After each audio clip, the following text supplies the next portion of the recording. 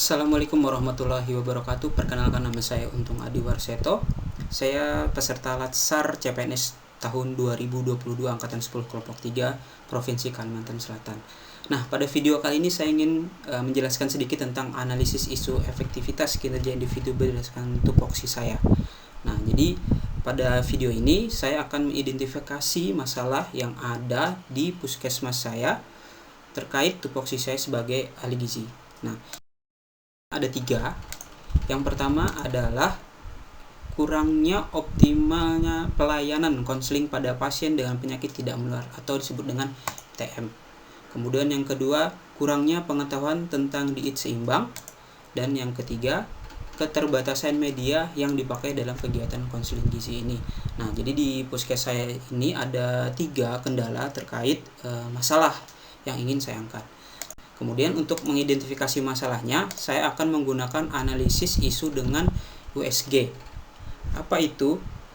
Analisis isu ini menentukan prioritas masalah yang harus kita tangani. Itu ada 3 kategori. Yang pertama U, S, dan G. U di sini adalah urgensi. Seberapa mendesak isu tersebut harus dibahas dikaitkan dengan waktu yang tersedia dan seberapa keras tekanan waktu tersebut untuk memecahkan masalah yang menyebabkan isu itu tadi. Kemudian urgensi di sini juga dilihat dari ketersediaan waktu, mendesak atau tidak masalah tersebut diselesaikan. Kemudian S di sini ada seriousness, seberapa serius isu tersebut perlu dibahas dikaitkan dengan akibat yang timbul dengan penundaan pemecahan masalah yang menimbulkan isu tersebut. Nah, kemudian yang G, growth, seberapa kemungkinannya isu tersebut menjadi berkembang dikaitkan dengan kemungkinan masalah penyebab isu akan makin memburuk bila dibiarkan. Nah, dari isu yang pertama yaitu kurangnya optimalnya layanan konseling pada pasien dengan penyakit tidak menular atau PTM, itu skor U-nya adalah 5, kemudian skor S-nya adalah 5, kemudian skor G-nya adalah 5. Kemudian yang kedua, kurangnya pengetahuan tentang diet seimbang. Skor U-nya adalah 3, kemudian skor S-nya itu ada 4, kemudian skor G-nya itu ada 3. Kemudian keterbatasan media yang dipakai dalam kegiatan konseling gizi. Skor U-nya itu ada 4, kemudian skor S-nya itu adalah 4, dan skor G-nya itu adalah 4. Nah, kemudian kita lihat total terbesar di sini ternyata ada di permasalahan nomor 1 dengan total 14, yaitu kurang optimalnya layanan konseling pada pasien dengan penyakit tidak menular atau PTM. Nah, di bawah juga ada keterangan skor. Nah, skor 5 itu artinya sangat mendesak, kemudian skor 4 itu mendesak, kemudian skor 3 cukup mendesak, 2 tidak mendesak, dan 1 sangat tidak mendesak. Nah, kemudian saya juga mencoba untuk menganalisis isu ini, analisis masalah dengan menggunakan fishbone. Itu ada 4 yang dapat mempengaruhi. Yang pertama adalah dari manusia itu tersendiri, yaitu kurangnya pengetahuan pasien tentang PTM. Nah, jadi kebanyakan orang-orang itu kurang mendapatkan informasi tentang apa itu PTM, tersebut dengan penyakit tidak menular itu tadi. Kemudian gaya hidup yang tidak sehat, jarangnya olahraga, aktivitas fisik yang kurang, itu juga menjadi penentu. Kemudian pola makan yang tidak sehat pula, yaitu pola makan yang terlalu banyak makan makanan cepat saji, kemudian banyak kandungan garam, gula, dan lemak. Nah, kemudian yang keempat itu tidak rutin cek kesehatan. Nah, tidak rutin cek kesehatan ini juga berperan besar terhadap analisis isu tersebut. Kemudian yang kedua itu adalah faktor lingkungan. Nah, lingkungan di sini adalah kurangnya dukungan keluarga. Nah, dukungan keluarga di sini cukup berperan penting karena ketika di dalam keluarga kita terdapat atau ada terdampak lah penyakit PTM, dukungan untuk keluarga untuk berobat, kemudian mengubah pola hidupnya itu kurang, otomatis pasien tersebut juga tidak aware dengan kesehatannya. Kemudian polusi udara dan stres. Nah, stres juga erat kaitannya dengan hipertensi. Nah, kemudian ada metode juga. Nah, kenapa sih metode ini juga masuk gitu? Ternyata dalam proses metode itu konselingnya kurang menarik. Nah, jadi masalah di sini dalam metode konseling gizi ternyata konseling kurang menarik. Kemudian kurang minat pasien untuk konseling gizi. Karena konseling kurang menarik sehingga pasien itu cenderung tidak begitu berminat untuk konseling gizi. Nah, kemudian untuk materialnya, kurangnya media konseling, yaitu kita biasanya dilengkapi dengan leaflet, food model, brosur, banner, dan lain-lain.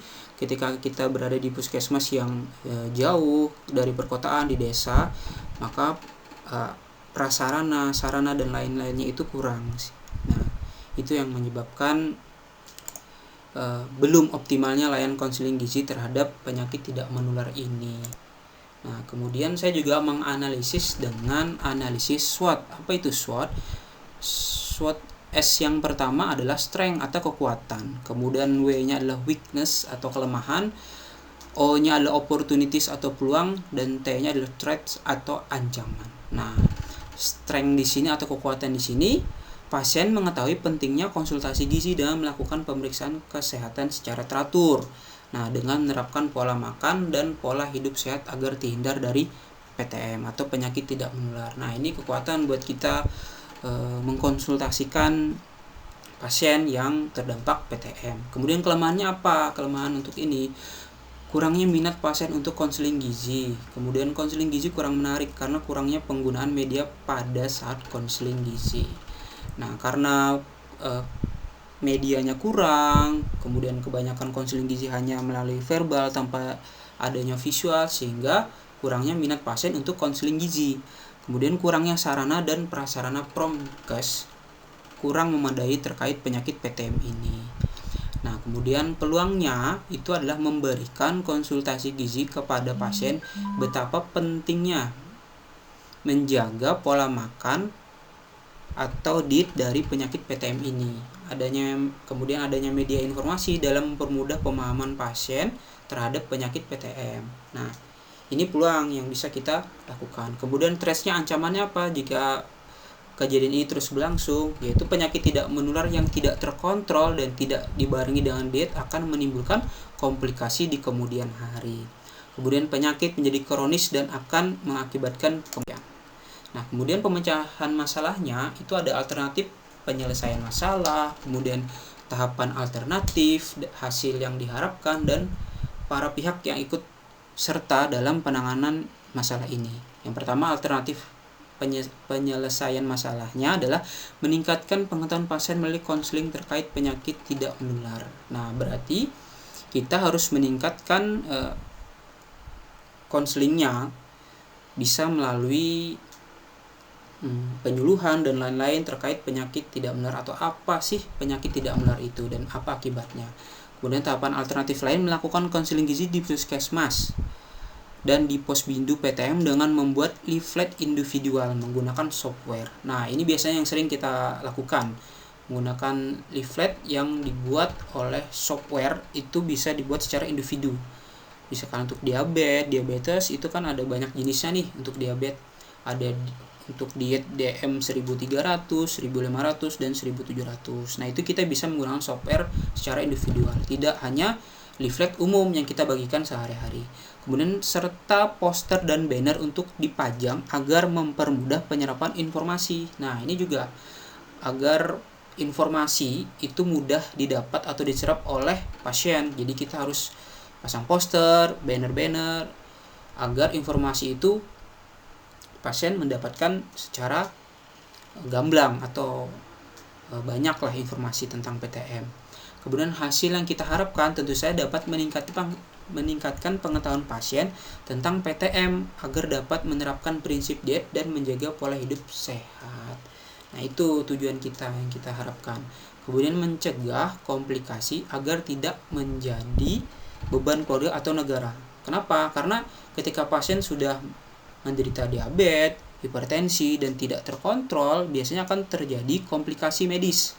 Nah, hipertensi bisa komplikasinya stroke, kemudian bisa ke ginjal atau gagal ginjal. Kemudian untuk diabetes juga biasanya dengan gula yang tinggi tidak terkontrol juga akan menyebabkan komplikasi ke ginjal juga. Nah, hal itu juga akan mengakibatkan beban keluarga, beban keluarga dan negara, baik penanganan secara medis maupun pengobatannya, karena pengobatannya juga tidak akan secara sempurna karena dia akan berobat terus menerus. Untuk hipertensi dan diabetes tidak ada obat yang secara permanen untuk menurunkan hipertensi maupun gula darahnya. Kemudian pihak mana yang terlibat? Pihak yang terlibat adalah pemerintah desa, kepala puskesmas, seluruh staf puskesmas, pemegang program PTM, kader posyandu, dan seluruh masyarakat tentunya. Nah, dari semuanya itu kita harapkan kita semua dapat menjaga kesehatan dan lebih aware ke diri kita mengenai penyakit tidak menular.